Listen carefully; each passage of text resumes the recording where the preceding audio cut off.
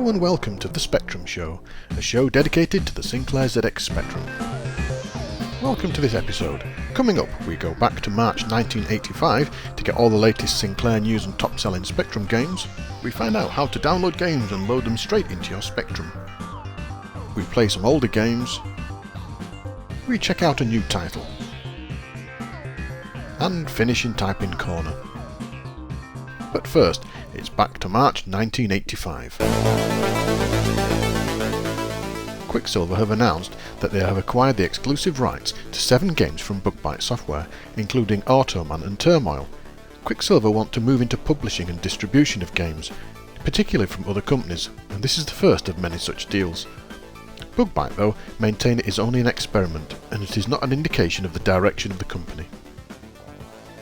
In previous episodes we heard about an anti-copying system that was so good that the Ministry of Defence confiscated it. Now there seems to be another similar product, this time produced by Mapsoft, a subsidiary of Maplin Electronics. The system incorporates special code to detect if the cassettes being used is original. The cassettes themselves are built differently to normal tapes, and this is what the software checks when loading. Although there is little detail, it seems that the cassettes have some kind of hardware inside that works together with the code in the game. Incentive Software are amongst the first companies to be using this method for protecting their games. Deus Ex Machina from Automata has been voted Program of the Year at the CTA Awards, despite selling in small quantities. The Commodore 64 version has only sold 12 copies, and although the Spectrum version beat this, the number is still tiny compared to the average title. The small number of sales is due to some distributors refusing to stock it, meaning it won't get delivered to your local computer shop. The reason for this? Well, difficult times in the industry, and Automata have decided only to supply distributors who pay on order, rather than running the risk of never getting paid at all. A new government bill that aims to make software pirates pay is going through its second reading in the Houses of Parliament. Proposed by Conservative MP William Powell on behalf of the Federation Against Software Theft, otherwise known as FAST, if successful it could mean pirates being sent to prison for up to 2 years. Powell quoted that £150 million was lost due to piracy in 1984, and although in hindsight these figures often quoted are grossly misrepresentative of the actual cost involved, professional pirates, those who copy and then sell the games, actually do damage to the industry. A new disk system has been announced by Opus as direct competition for the microdrive. The unit will house a 3.5-inch drive in a large metal case that attaches to the back of the Spectrum and also includes a joystick interface, a printer port and a through connector. The unit will be available from Boots, and although there is no price mentioned, the makers claim that it will be a nice surprise for Spectrum owners. In what appears to be another attempt at the now lucrative television tie-in market, Tynesoft are to release a game based on the Super Grand Children's program. There are no details as yet, but this method of using characters or scenarios from television looks to be the next big thing. If you own a modem and are connected to Micronet 800, you will have the ability to chat to one of a number of celebrities that are being lined up for the service. Users can type in the questions and have them answered in real time by the people at the other end. The celebrity chat line will start on the 20th of March, with Michael Feldman from the TV show 4 Buffs on 4. Other celebrities will include Mike Singleton, the games producer, and Nazir Jesser from Watford Electronics. If you thought the smartwatch was a new and trendy idea, think again. Seiko are producing a watch that can store up to 80 screens worth of data, including appointments, contacts and alarms. The data is transferred via a computer interface, with versions planned for the Spectrum. With a total storage of 2K, the LCD display also functions as a watch with multiple time zones, and has 2 lines of 12 characters, and all this can be yours for just £119. And now on to the top selling games. New in the charts this month is Alien 8, Ultimate's isometric space game.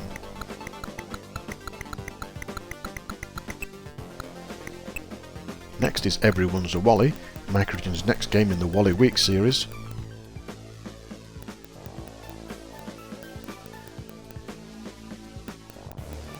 Technician Ted, Houston's answer to Manic Miner.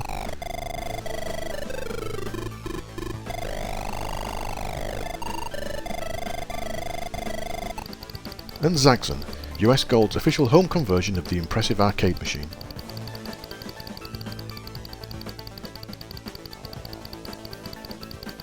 And That was the news and top-selling Spectrum games from March 1985.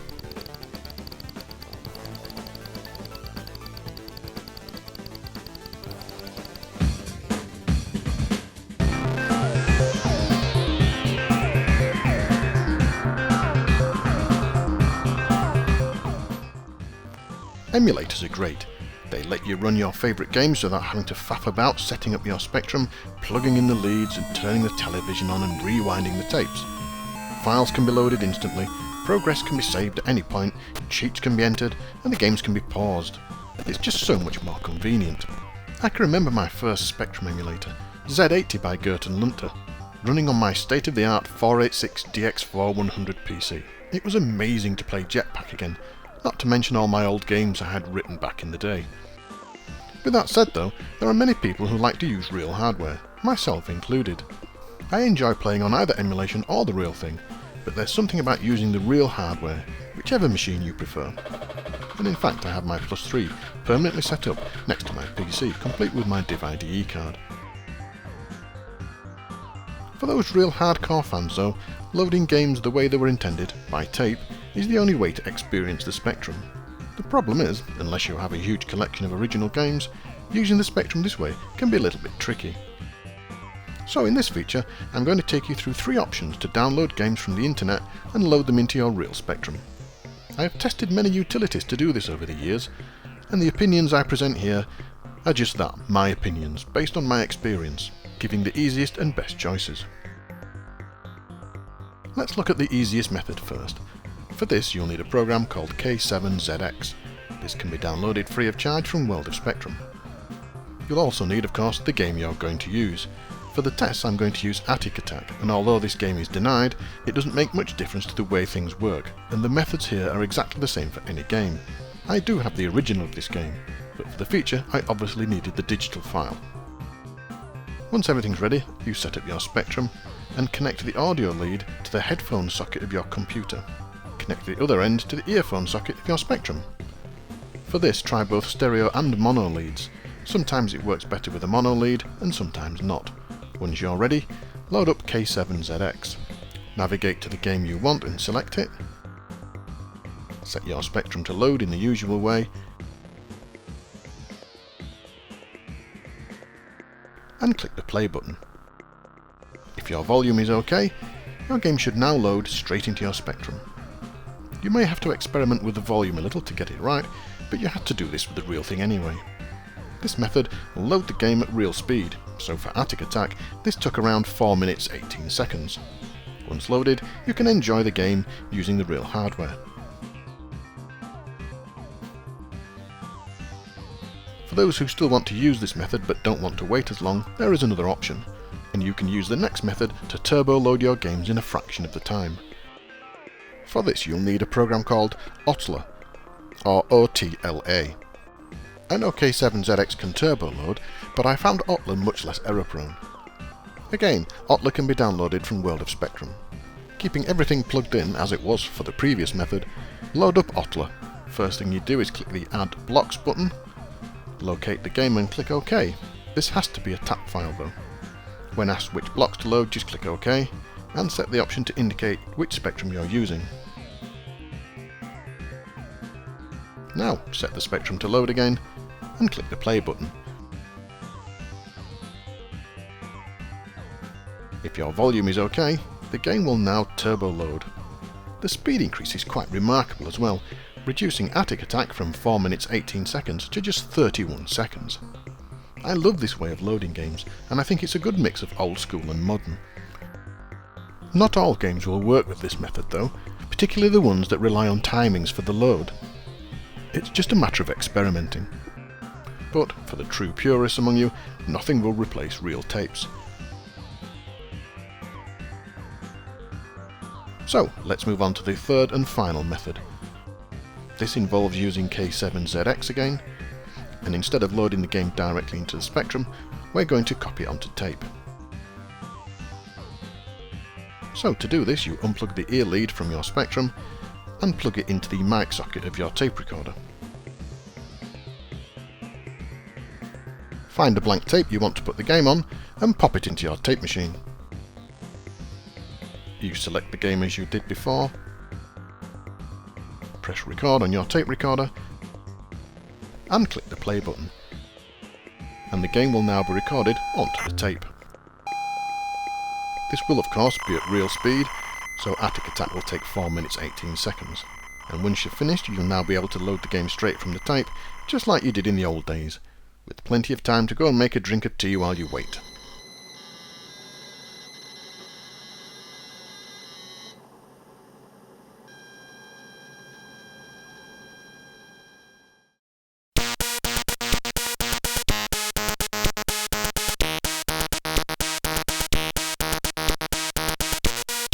Championship Jet Ski Simulator, released by Codemasters in 1989, was a version of the 1986 arcade game Super Sprint, with a few twists of course.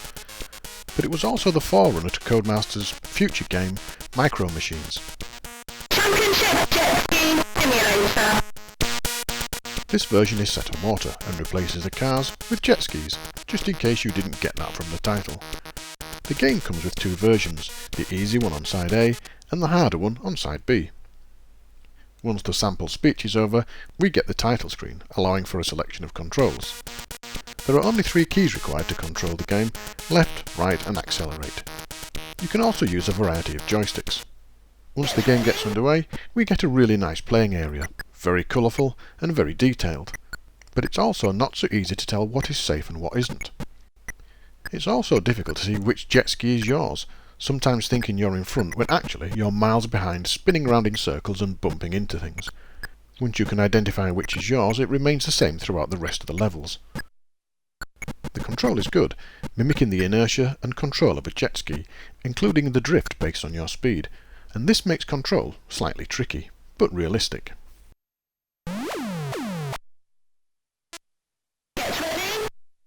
You have to plan ahead and make sure that you're lined up with the gaps, especially the narrow ones on later levels.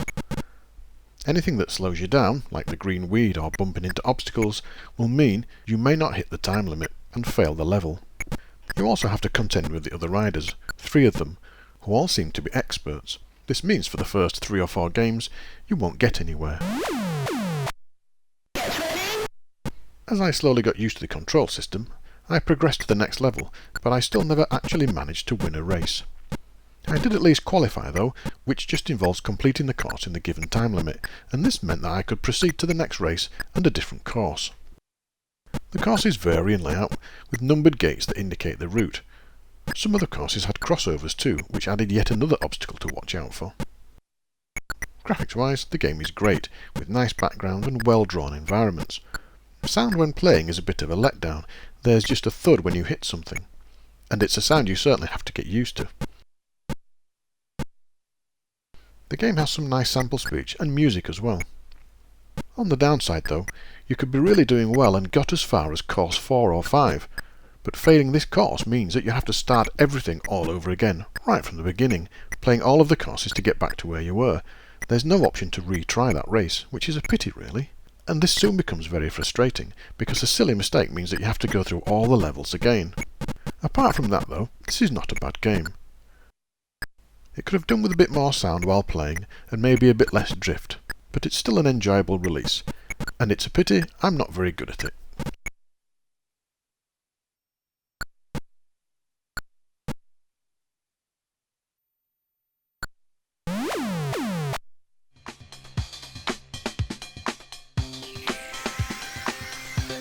Pterodactyl 4D was released in 1983 by Melbourne House, and features a rather nice intro screen, where you are a passenger on a flight across a jungle, and the plane gets into difficulty and crashes. You find yourself on a plateau in an unexplored part of the jungle, and in the distance, strange flying creatures are massing. You discover a cannon nearby and quickly set it up to protect yourself, and as the creatures swoop in, you identify them as pterodactyls, and so the game starts. You have to survive for 6 days and 6 nights before you're rescued. As the creatures swoop down in pretty impressive 3D, you have to shoot them or avoid them. In essence, this is a Space Invader clone, with the added bonus, if you want to call it that, of the attacking pterodactyls. The smaller creatures march across the screen in 3 rows, just like Space Invaders, and these can be picked off if you get the angle of the cannon right. The angle is displayed on the left of the screen, and once you know which angle hits which row, it's just a matter of taking them down one by one. Every so often one will swoop down. You have to hit these in the body, or dodge them. Hitting them is pretty tough though. I found the best option was to just keep firing, and sometimes you got lucky. All of this played out in absolute silence. Unless you hit one in flight, of course. Then the game stops to play a sound effect, and the pterodactyl drops down, and then everything continues again. This is a major failing of the game, I think. There should have been at least a gunshot, or a stomping sound. Playing in silence detracts from the overall game, I think, and it soon becomes dull and repetitive.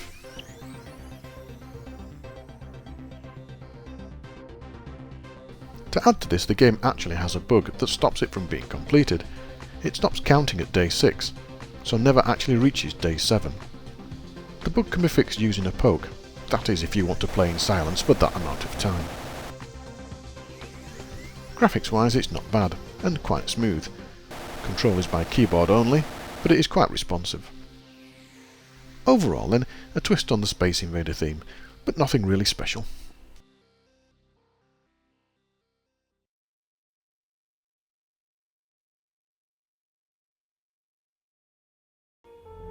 Colossal Adventure was written by Level 9 and released in 1983. For those of you who are not familiar with text adventures, I'd recommend watching episode 13 of the show, where we take a look back at the roots of the game. Watching screen after screen of text would make for a very dull review, so I've got a bit of a plan. But first, let's take a look at the packaging, because Level 9 certainly knew how to package games. Inside the large clamshell, we have a nice instruction booklet with a short background story of the cave and details about how the game works and some of the commands to use.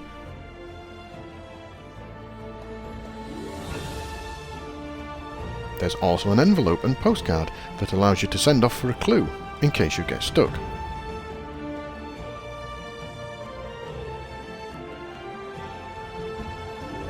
And a Level 9 catalogue advertising some of their other games.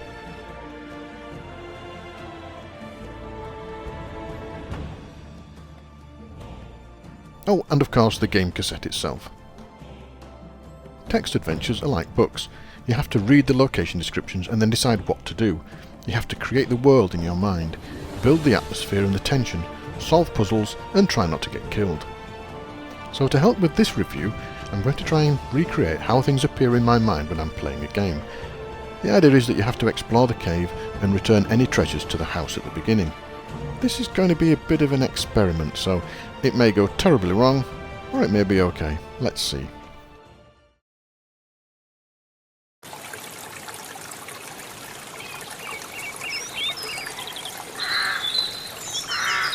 I'm standing beside a small brick building at the end of a road to the north. There's a river flowing south from here, and to the north is open country.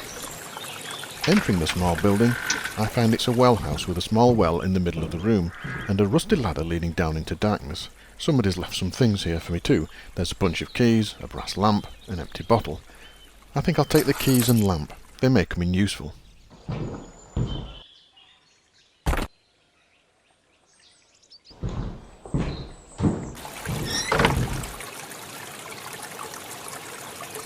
Back outside and I decide to follow the stream south. And I pass through a valley that is lined by woodland trees, full of birds that are singing. I keep going south through the tree-lined valley, and the stream starts to disappear down small cracks in the ground. I keep going, and end up in a 20-foot depression. The river has all but gone now, but on the ground is a large padlocked grate. Good job I brought those keys. I quickly unlock the grate and descend down into darkness. I find myself in a tiny rocky cave below the grate, with a low crawl leading west into darkness. I think it'd probably be a good idea to light the lamp before I go any further. With the lamp on, I set off to the west, crawling over painful cobbles. Somebody's left a gilded cage here. No idea what it's for, so I might as well leave it for now. I can always come back and get it later. I continue and find myself in a room full of debris that has been washed in from the surface.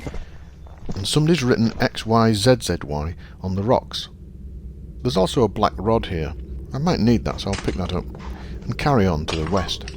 After passing through an awkwardly sloping east-west canyon, I find myself in a splendid chamber. The walls are frozen rivers of orange stone, and a carved pillar rises to the ceiling 30 feet above me. And there's a little bird singing here merrily. If I try and catch it, it seems it's not happy. Maybe something's scaring it away. Maybe I need the cage. For now, though, I think I'll carry on and see what else I can find. The east-west passage ends here, and there's a pit on the floor. I think I'll go down there. I find myself in the east end of the Hall of Mists, filled with wisps of cloud that sway to and fro as if they're alive. There's passages on both sides, too, and a grand stone staircase leading down. Might as well carry on going down. Here we are in the Hall of the Mountain King, a huge room decorated with majestic statues. There's also a huge green snake here that doesn't look too happy. I think I better try and get out of here. The snake's not going to let me, is he?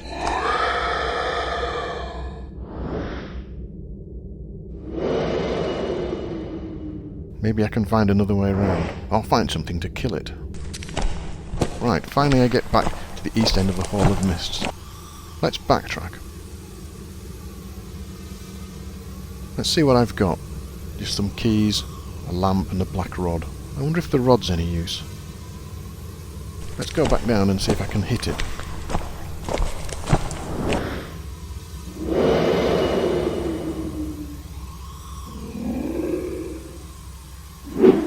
Nothing happens if I wave it. And I don't think the black rod's going to be of much use to me here. Okay, let's backtrack. Maybe it's hungry. Maybe it likes eating birds. I know where there's a bird. Let's see if I can go get it. I head back through the splendid chamber and the awkwardly sloping east-west canyon. I'll leave the rod here for now, because it doesn't seem to be of much use at the moment. Back through the debris room. And to the gilded cage. I'll pick that up, and then head back to the bird.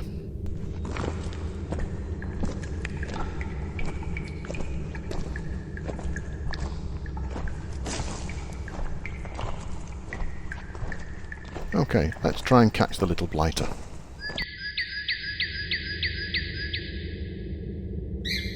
Haha, I have you now. Right, let's go back down and see if the snake's hungry. Back to the pit.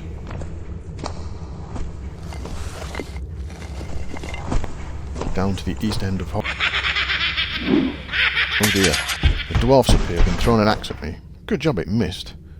Now, I wonder if that axe could be used to kill the snake. Okay, only one way to find out. Let's go carve me up some snake.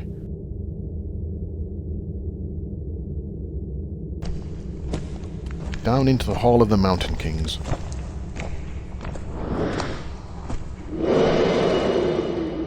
Okay, let's use the axe. Nothing. Right, let's try and kill the snake. Nope, that didn't work either.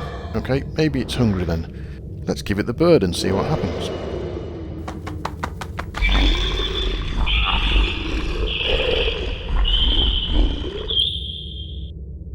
Not what I was expecting, but nevertheless it's got rid of the snake. So now at least we can move around and do some more exploring.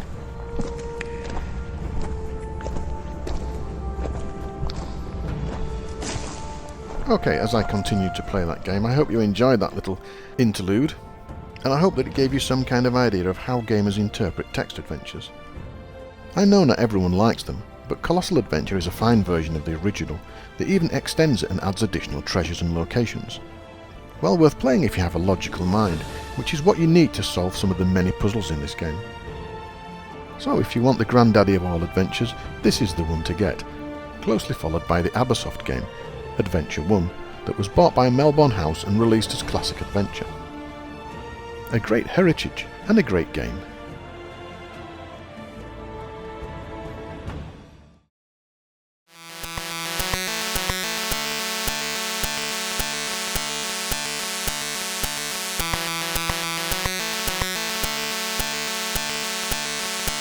Dung was released in 2013 by Death Squad.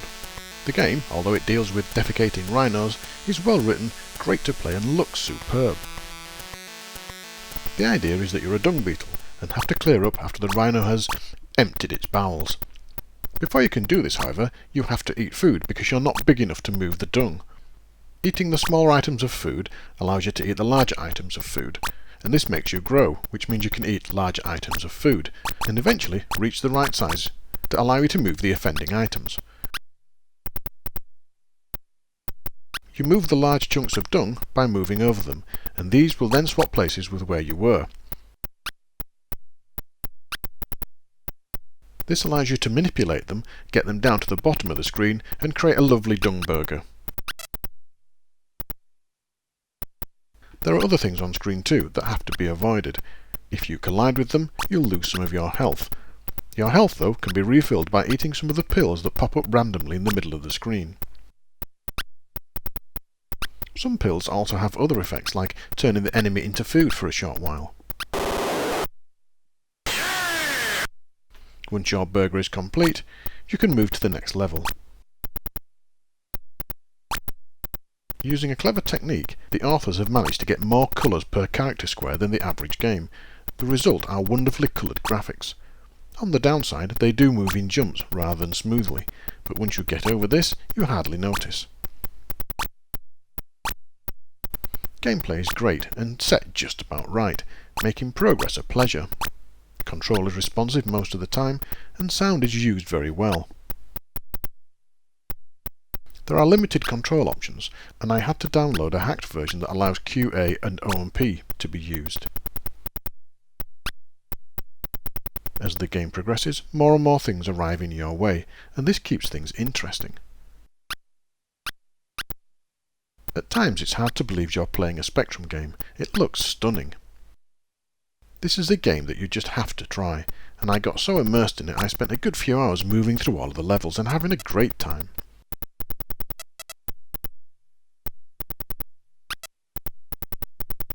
This is highly recommended. Go grab a copy now.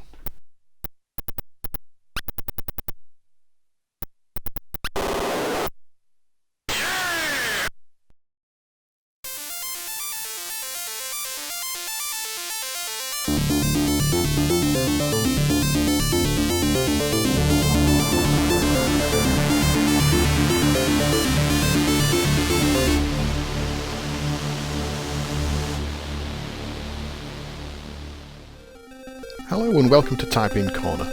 This month's game is Escape, which appeared in March 1983 edition of Popular Computing Weekly and was the star game. The idea behind the game is simple. You're a prisoner that's jumped over the fence of a prison camp and are making your way to freedom.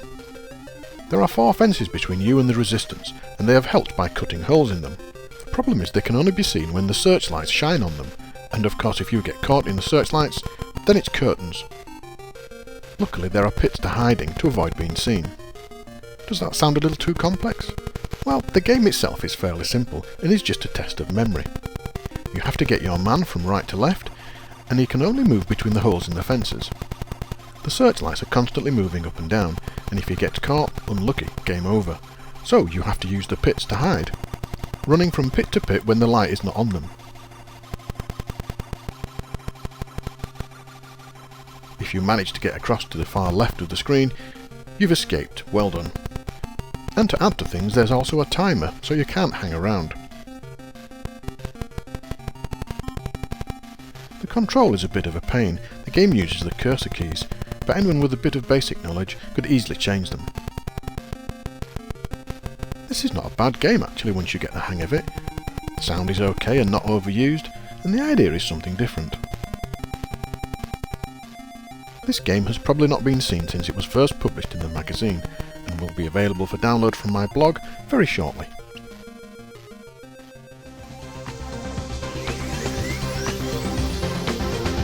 That's the end of this episode. I hope you enjoyed it. If you want to help making the next one, get in touch via the details below. See you soon.